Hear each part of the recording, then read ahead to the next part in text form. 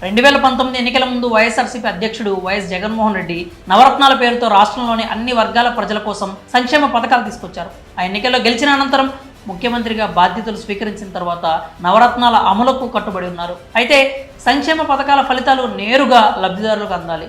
ప్రజా సంక్షేమం కోసం ప్రభుత్వం తీసుకునే నిర్ణయాలన్నీ కూడా ప్రజలకు తెలియాలి. వృద్ధులు, వికలాంగులకు సంక్షేమ పథకాల ఫలితాలను వారి గడప వద్దకు తీసుకెళ్లి అందించాలనే ఉద్దేశంతో వాలంటీర్ వ్యవస్థను తీసుకొచ్చారు ముఖ్యమంత్రి జగన్మోహన్ రెడ్డి.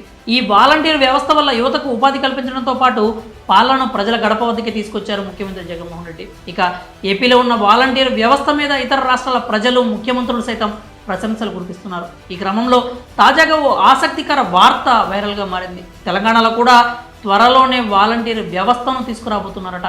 కాంగ్రెస్ పార్టీ అధికారంలోకి వస్తే కార్యకర్తలను వాలంటీర్లుగా నియమిస్తామని ఎన్నికల సమయంలో రేవంత్ రెడ్డి పేర్కొన్న సంగతి తెలిసిందే. నాడు చెప్పిన మాటలను ఇప్పుడు నిజం చేయబోతున్నారట ముఖ్యమంత్రి రేవంత్ రెడ్డి. కాంగ్రెస్ పార్టీ కార్యకర్తలను వాలంటీర్లుగా నియమించడం కోసం ఇందిరమ్మ కమిటీలను కూడా ఏర్పాట్లు చేయబోతున్నట్లు వార్తలు వస్తున్నాయి. ఇప్పటికే దీనికి సంబంధించిన కార్యాచరణ ప్రారంభమైనట్లు తెలుస్తోంది. ప్రభుత్వ పథకాలను ప్రజలకు చేరువ చేయడంతో పాటు పార్టీని ప్రజల్లోకి తీసుకెళ్లడమే లక్ష్యంగా రేవంత్ సర్కార్ ఈ నిర్ణయం తీసుకున్నట్లు సమాచారం.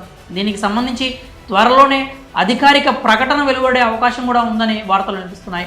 ఇందిరమ్మ కమిటీలే వాలంటీర్లుగా అధికారంలోకి వచ్చిన 100 రోజుల్లోగా 6 గ్యారంటీలను ఖచ్చితంగా అమలు చేస్తామని చెప్తున్నారు కాంగ్రెస్ నేతలు. దీంతోపాటు కార్యకర్తలకు ఉపాధి కల్పన, ప్రభుత్వ పథకాలను ప్రజల్లోకి తీసుకెళ్లడం వంటి వాటికి సంబంధించి రేవంత్ సర్కార్ అధికారంలోకి వచ్చిన మొదటి రోజు నుంచే పక్కా ప్రణాళికతో ముందుకు సాగుతోంది. ఇందుకోసం ఇందిరమ్మ కమిటీలను తీసుకొచ్చి వాలంటీర్లుగా కాంగ్రెస్ పార్టీ కార్యకర్తలను నియమించబోతున్నట్లుగా జోరుగా ప్రచారం జరుగుతోంది. 6 గ్యారంటీల అమలు కోసం గ్రామాల్లో ఇందిరమ్మ కమిటీలను ఏర్పాటు చేయాలని కాంగ్రెస్ కార్యవర్గ సమావేశంలో నిర్ణయం తీసుకున్నట్లు కాంగ్రెస్ పార్టీ సీనియర్ నేత మల్లు రవి స్వయంగా ప్రకటించారు.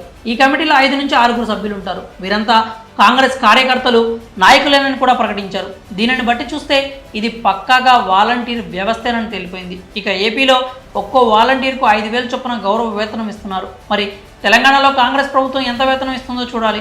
AP volunteer